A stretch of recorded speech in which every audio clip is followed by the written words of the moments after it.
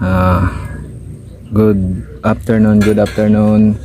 Sana okay kayong kung nasan man kayo.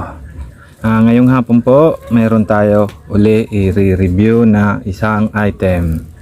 Nung nakaraan po, kung naaalala nyo, bumili tayo ng welding machine, portable welding machine, inverter po, yung Kawasaki BX.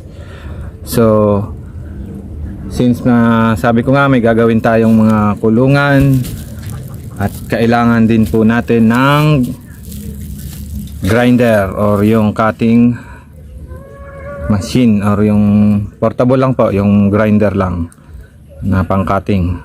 Okay, first hanap po muna tayo ng mabibili sa online.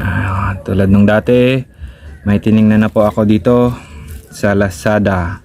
Wait, ito mga ka-backyard, ang napili ko po is yung Mitsubishi 1100 watts angle grinder. Okay, bakit ko po yan napili? Tiningnan ko po muna yung review, magaganda yung review nya, at kung mapapansin nyo, ayan, 4.9 star din po siya. Kikita ba mga ka-backyard? Ayan, 4.9 star. Mayroon na siyang naibentang 1.8k, 1,800 item na naibenta. So maganda po ang review niyan, at dito sa picture mukhang maganda naman. Ang halaga po niya mga ka-backyard ay saan na yun? 1,000. ayan 1,059. Okay, angle grinder Mitsubishi 1,100 watts. Ang presyo po is 1,059. So bilhin na po natin to mga ka-backyard at i-review natin kung maganda ba talaga. Okay, mga ka-backyard, dumating na po yung order natin na grinder. Ayan, ito po ang grinder. Okay, so ngayon po i-unbox po natin mga ka-backyard.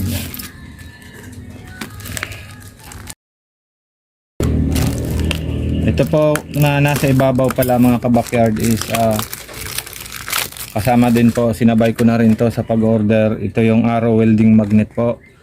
Gamit din po to sa pag-welding para magpandikit yung mga bakal. Nalagay po dito. Okay, hindi naman po ito ang topic natin ngayon, pero since na kasama naman, so pinakita ko lang sa inyo.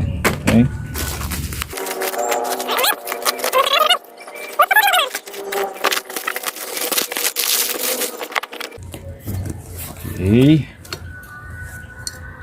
ito po yung cover nya para sa talsik-talsik.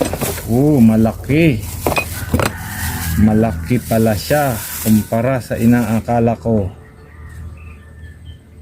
Okay,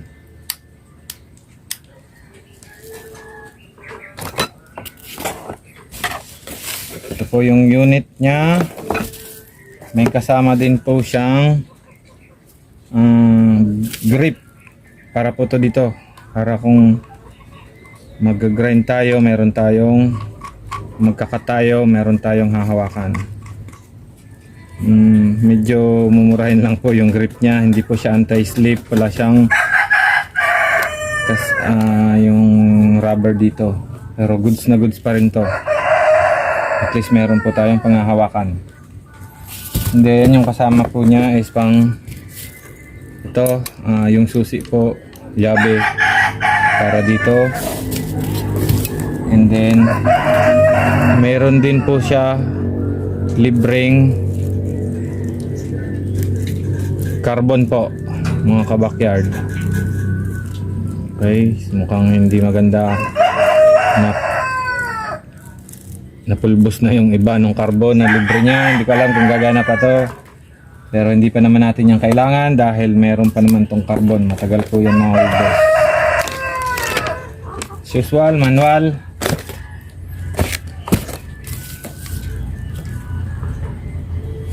Bakit ganito?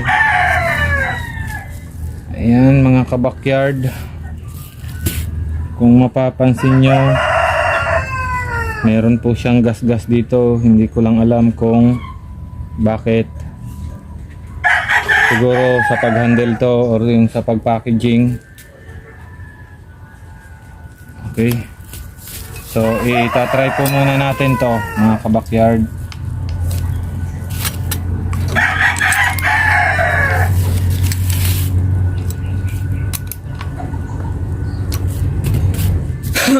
Subukan po muna natin paandarin para marinig natin yung tunog ng makina.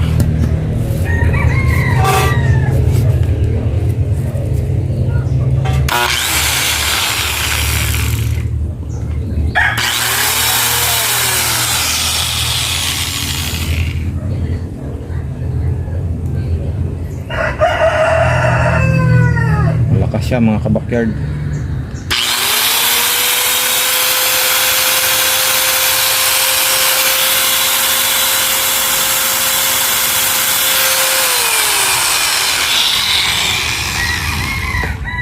Ay, naririnig nyo naman po siguro.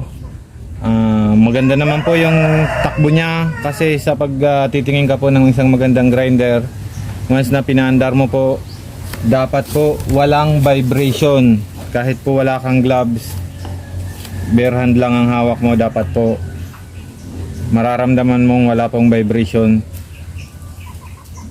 yung grinder. Isa po yun sa magandang klase na grinder. Pag may vibration po yan, ibig sabihin may hindi align sa loob, especially yung bearing niya dito. So yun po yung mga pangit na klase ng grinder. Mahirap po yung gamitin, masakit sa kamay, at syempre delikado rin po yun. Okay, so ngayon po magte-testing muna tayo. Okay, susubukan po natin siya i-cut sa bakal. Lalagyan natin ng bala. Ito mga kabakyard, meron po ako ditong binili na cutting disc. Ito pala mga kabakyard, kung sakali gagamit na po kayo ng grinder, huwag nyo pong kakalimutan muna ikabit yung guard. Ito po yung guard, pinaka guard nya to. Ipipesto nyo po to sa parte na kung saan po nandoon yung kamay nyo. Ayan, ganito po. So normally po, ako, kanan po ako humawak. Dito, ganito. Tapos nandito yung extra grip ko. Kaya ganito po mag-grind ka. So dapat po nandito rin na part yung pinaka-guard nya. Para kung sakali, safe po yung kamay mo dito or yung kamay mo dito. Kung may tumalsik man na debris, kung sakali maputol man po or mabungi, hindi po didiretso papunta sa katawan mo kasi mahaharang po siya nitong guard natin dito na bakal. Okay, dyan po natin yan ipipesto. Huwag po dun sa kabila kasi wala naman po dun haharangan. Okay, kakabit po muna natin to na kabakyard bago natin ilalagay yung talim. So next ilalagay po natin yung bala.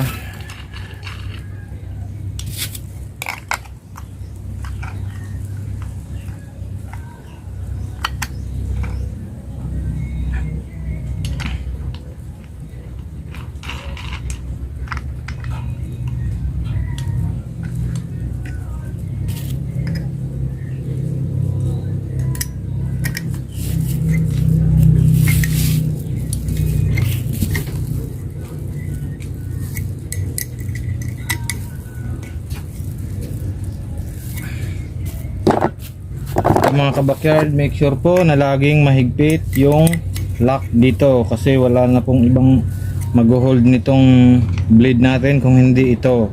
So make sure na lagi pong mahigpit yan para hindi bumukas o hindi tumalsik yung blade.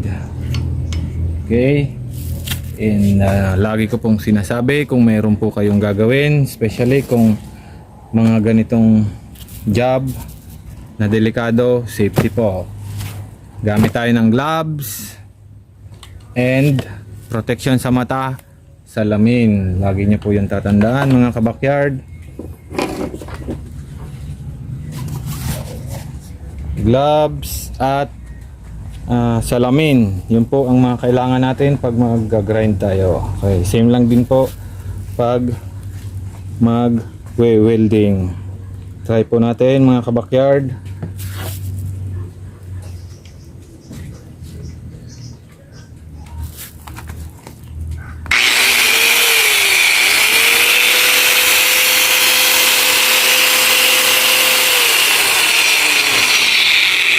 Yun, smooth na smooth ang takbo. Ang ganda. Ang ganda siya mga kabakyard. Ang ganda ng takbo niya. Okay, para pa mas lalo pa natin makita ang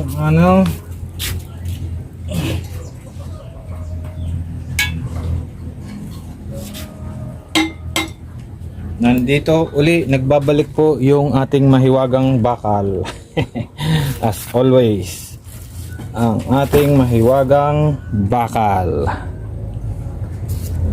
Pagpasensyahan nyo na yung bakal ko at kalawangin na.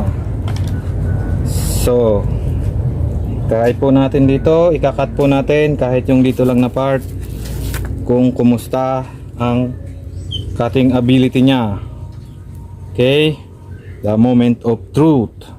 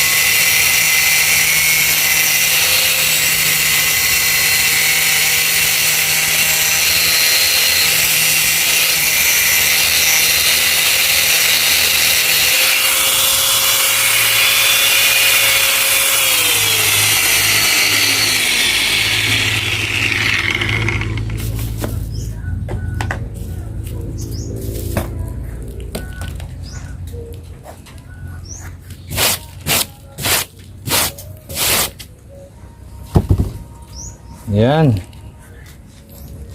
Maganda mga kabakyard. Nahati natin yung dito na part nya.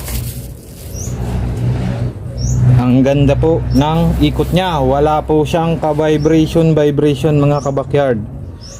At mararamdaman mong wala pong talon yung blade nya.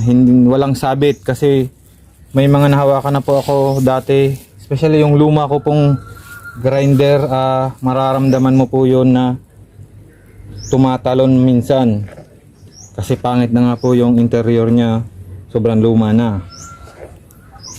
Ito po, ayan, honest review natin mga kabakyard, sulit po yung pagkakabili para sa akin. Alisin po muna natin ang saksak habang nahawakan natin para safe tayo. Okay, lagi po tayong sa safety lang. Ayan mga kabakyard, honest review para sa ating Mitsushi Angle Grinder. Ito po yung model nya. Ayan, sana nakikita po, MMJ 720C. Okay, 1100 watts. Maliban po dito sa konting scratch, siguro feeling ko sa pagbabox to, yun lang naman po ang nakita kong hindi maganda. Pero yung texture po nya, ito po bakal to, itong part na to, ayan, bakal po. And then ito po is parang yung plastic po na makunat. Ayan, maganda po ang texture nya. Okay, maganda po ang mismong grinder kasi mahaba po siya. Ayan, malayo ka sa talim. Kung sakaling dito yung hawak mo, malayo ka po sa talim kasi nandito pa yung talim. Safe na safe ka. Malaki rin po siya. Malaki yung makina niya, of course. And wala pong vibration ako na nararamdaman. Kahit po berhan, pinaandar ko kanina, wala pong vibration. So overall, maganda po siya sa halagang 1,059. Okay, kasi meron pong mas mura dito mga kabakyard sa market. May mga nakita akong mura pero hindi po tayo sigurado kung maganda ang performance. So kung bibili rin lang naman tayo mga kabakyard, konti lang ang diferensya, tig 700 lang naman yung iba. Daglang lang tayo ng 300, doon na tayo sa maganda. Okay, yun lang naman mga kabakyard. Overall, ito na po yung review natin. Hindi ko lang alam, again, tulad ng sabi ko, kung hanggang ilang buwan, hanggang ilang taon natin to mapapakinabangan. Kasi syempre bagong bili pa lang. Pero so far maganda po siya. Yun lamang po mga kabakyard. Thank you po. Sana subscribe po kayo sa ating YouTube channel and hit the notification bell. Thank you.